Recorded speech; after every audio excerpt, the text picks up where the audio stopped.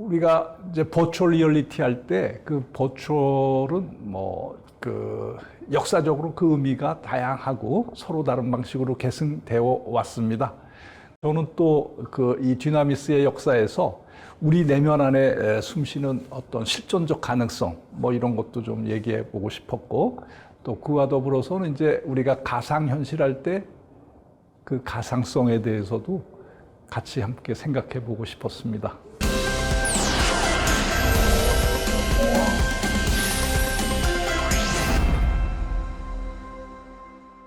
예, 안녕하세요. 서울대학교 철학과 김상환입니다. 가상현실의 철학적 이해입니다.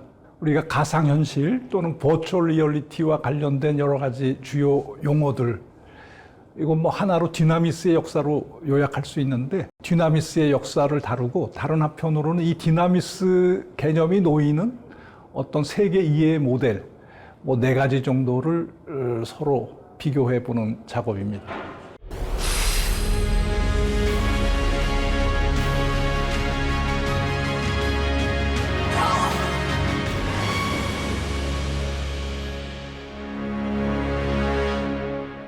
가상현실은 문명의 신대륙으로 떠오르고 있습니다. 오락은 물론 상거래에서 교육에 이르는 다양한 삶의 영역이 새로운 기회를 찾아 가상현실로 옮겨가는 중입니다. 가상현실은 철학에 대해서도 여러 가지 문제를 제기합니다. 가상과 실제의 관계 같은 문제가 대표적이죠. 그러나 가상현실은 가상과는 전혀 다른 유형의 개념을 통해 접근해야 될 필요가 있습니다. 가상현실의 배후에는 가상 개념의 역사 이외에도 버추얼 개념의 역사가 숨어 있습니다. 그 역사는 고대 그리스의 아리스토텔레스 철학에서 시작해서 20세기 후반기에 둘레주 철학에까지 이릅니다. 그래서 이제 버추얼 관련 용어로는 이제 이미 말씀드린 것처럼 아리스토텔레스의 디나미스, 또 이제 앞으로 보게 될 라이프 니츠의 더 파서블, 베르그손 둘레주의 더 버추얼, 그리고 하이데거 사르트르 실존 철학에 나오는 더 파서블 같은 것들을 찾을 수 있습니다. 두 번째, 가상성과 관련된 용어로는 이제 칸트와 헤겔의 그 현상, 페노메논 개념, 그리고 둘레주와 보드리아르의 이 시뮬라크르 같은 용어들을 찾을 수 있습니다. 첫 번째, 생물학적 모델의 세계, 이제 아리스토텔레스의 디나미스 개념을 중심으로 살펴보겠습니다. 아리스토텔레스에게서 버추얼리티란 무엇인가? 이런 질문을 던진다면,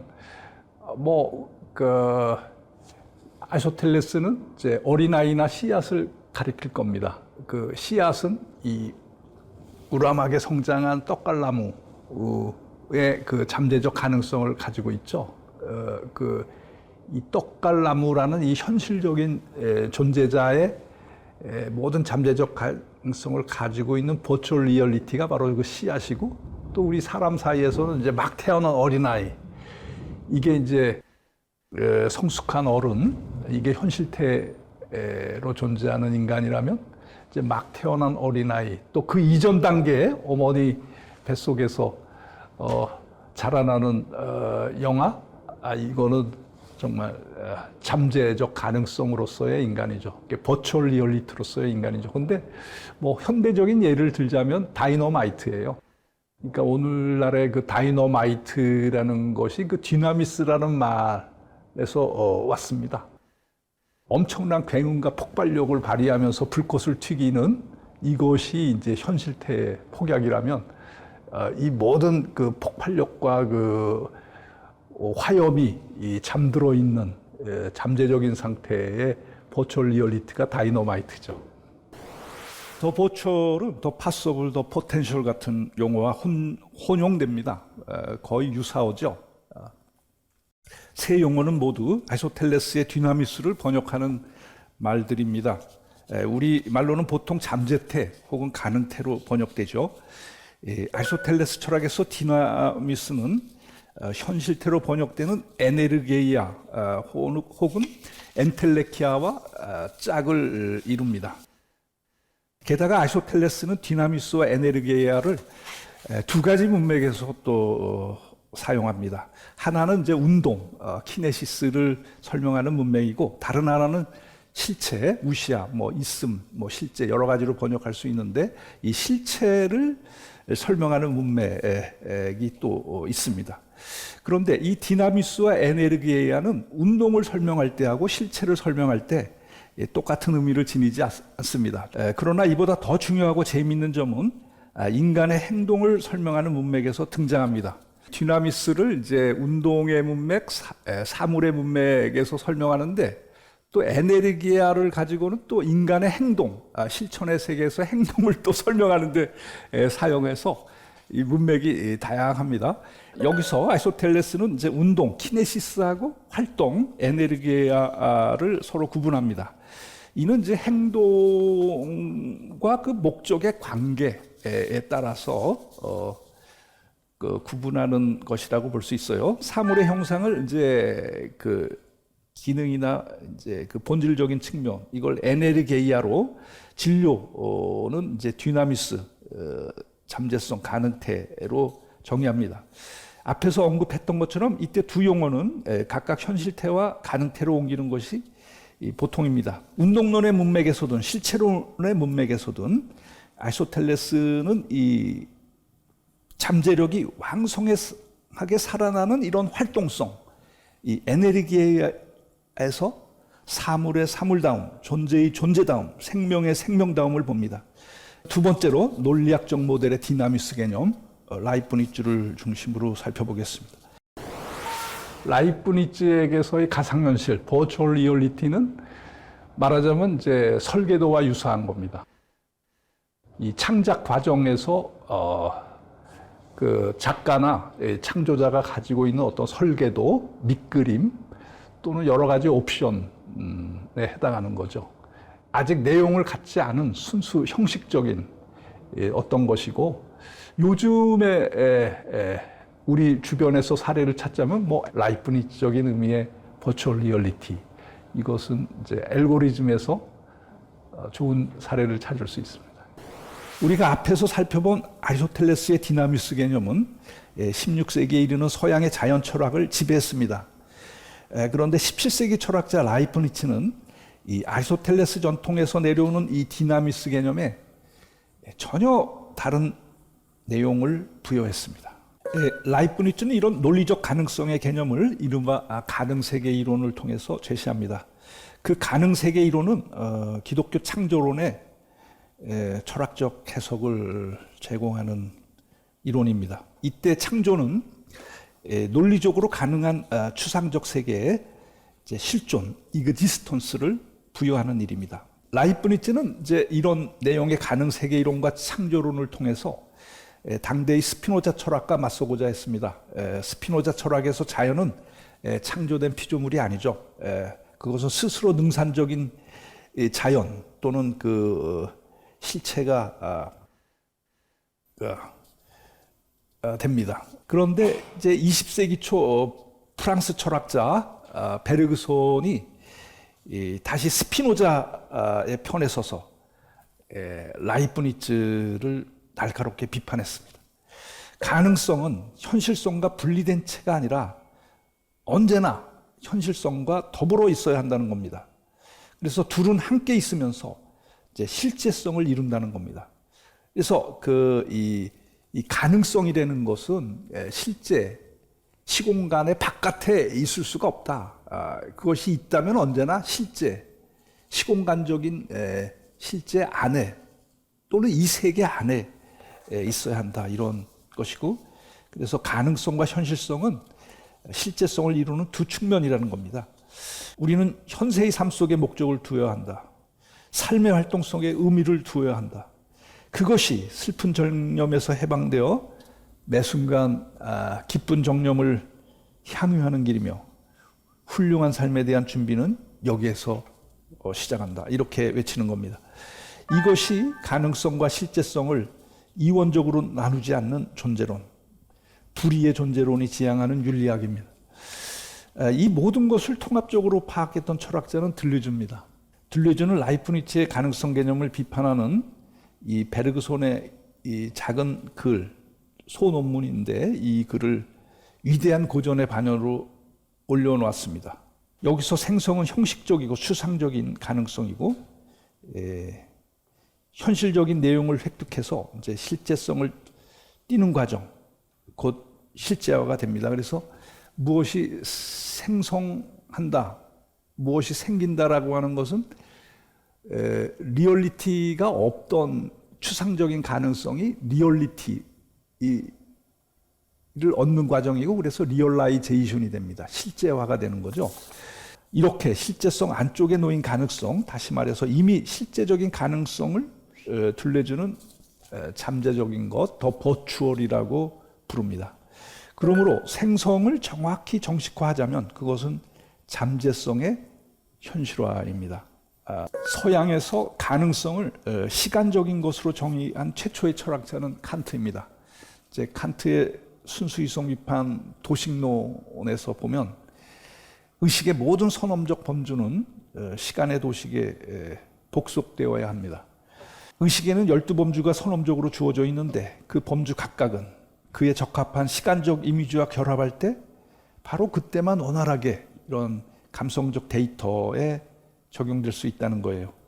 그래서 칸트는 이런 식으로 의식의 기초범주는 특정한 도식에 따라서 시간성의 지배를 받을 때만 구체적인 효력을 발휘할 수 있다고 보았습니다. 시간의식이 이 세계가 개념적 질서를 띠고 나타날 근본 조건이란 뜻입니다. 이런 시간성 개념은 물론 베르그손의 지속개철한 시간의 철학에도 영향을 줬지만 무엇보다 20세기에 들어서는 하이데거의 실존적 가능성 개념으로 진화하게 됩니다. 이곳은 이제 우리 바깥이 아니라 우리 실존적 자아 안에서 숨쉬는 가능성입니다. 이것은 우리가 무엇을 할 수 있다는 확신, 예감 속에서 만나는 가능성이고, 또 이걸 통해서 우리가 미래를 꿈꿀 수 있는 그런 가능성이고, 하이데거는 이걸 기투적 가능성이라고 불러요. 이때 기투한다고 하는 것은 기획하고 투사한다라는 거죠. 그래서 우리 안에 있는 그런 할 수 있음, 이런 긍정적인 역량을 이 외부로, 우리의 삶으로, 우리의 인생으로 투사하고, 또 이걸 통해서 우리가 목적한 것을 설계할 뿐만 아니라 실현하려는 이런 모든 과정이 이제 기투인데, 이제 이런 기투적 가능성이 이 실존적 모델의 버추얼 리얼리티입니다. 그렇다면 여기서 실존적이란 무슨 뜻인가요? 하이데거의 존재와 시간에서 이 실존, 이그지스텐츠라는 것은 현존재가 자기 자신과 관계하는 모습입니다. 자기가 누구인지 스스로 알고 이해하는 측면에서 바라본 현존재의 얼굴, 그것이 실존입니다. 이 점에서 이제 실존은 이제 현존재의 코기토에 해당합니다.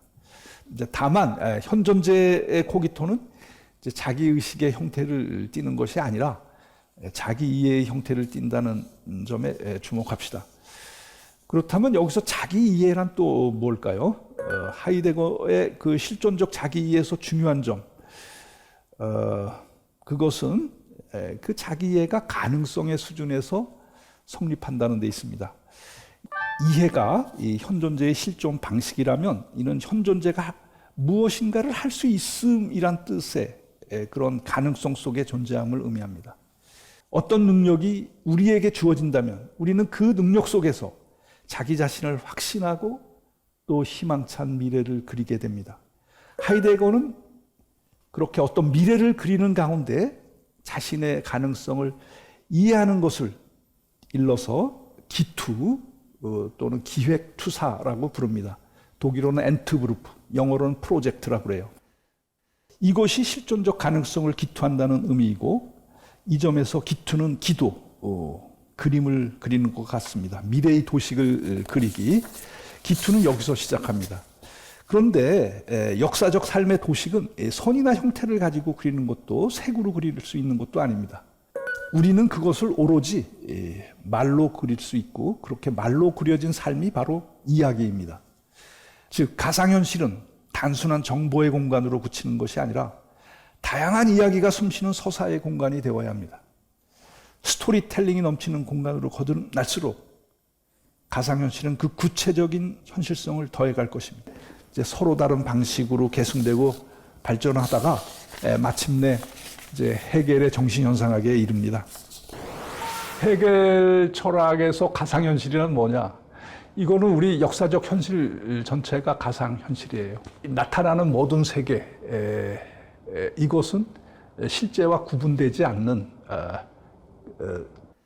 그래서 실제 자체의 나타남이고, 그래서 헤겔에게서는 이제 가상과 실제가 둘이 아니고 하나고, 그래서 우리가 버추얼 리얼리티를 이제 가상현실로 번역하고 그 어떤 가상의 세계로 이해할 때 헤겔에게서는 우리의 역사적 현실이 실제 자체가 자기를 드러내는 나타나는 무대이고, 그래서 우리 역사적 삶 자체가 가상현실이면서 동시에 그 실체 자체의 그 서로 다른 얼굴들입니다.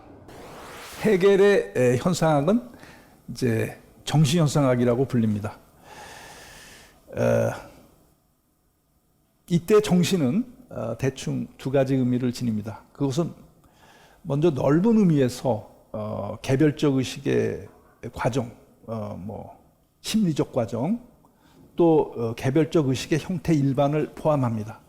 그러나 좁은 의미에서 이 헤겔이 말하는 정신은 인륜적 삶과 더불어 등장하는 공동체 정신입니다. 헤겔 철학에서 생성소멸하는 모든 것은 이런 자기관계적 부정의 리듬 속에 존재합니다. 헤겔의 논리학은 둘이 아님을 가르치면서 동시에 불일, 하나가 아님을 역설합니다. 디지털 매체 시대, 가상현실이 일반화되는 우리의 시대에는 기본적으로 가상과 실제 또는 가상과 현실이 둘이 아니라는 믿음이 일반화되어 갈 수밖에 없습니다. 삶과 문화가 양자 사이에서 복잡하게 얽혀 들어가기 때문입니다. 그러나 이런 불의의 논리는 또 하나의 양자택일의 과제를 남겨놓습니다. 불의의 논리가 전일의 논리와 짝을 이룰지 아니면 불일의 논리와 짝을 이룰지를 두고 선택해야만 하는 것입니다. 여기서 오늘의 강연 마치도록 하겠습니다. 경청해 주셔서 감사합니다. 많은 철학자와 저서를 다루었는데 아무래도 시뮬라시옹을 고르고 싶습니다. 말하자면 서양에서는 이 가상이라는 것을 긍정적인 의미로 보는 전통이 있습니다. 그런 긍정적인 그 가상이의 전통이 이제 이 보들리아르의 대표작인 이 시뮬라시옹을 통해서 이제 또 한 번 더 크게 진화한다고 할까요? 큰 변화를 겪는데 이제 오늘의 강연을 통해서 이런 버추얼이나 가상이 갖는 그런 긍정적인 의미에 대해서 이제 강조를 하고 싶었습니다. 그러니까 시뮬라시옹이라는 이 책 이전에도 이미 그렇게 가상을 긍정하는 긍정적인 의미로 적극적으로 해석하는 전통이 있다는 것을 보여드리고 싶었어요.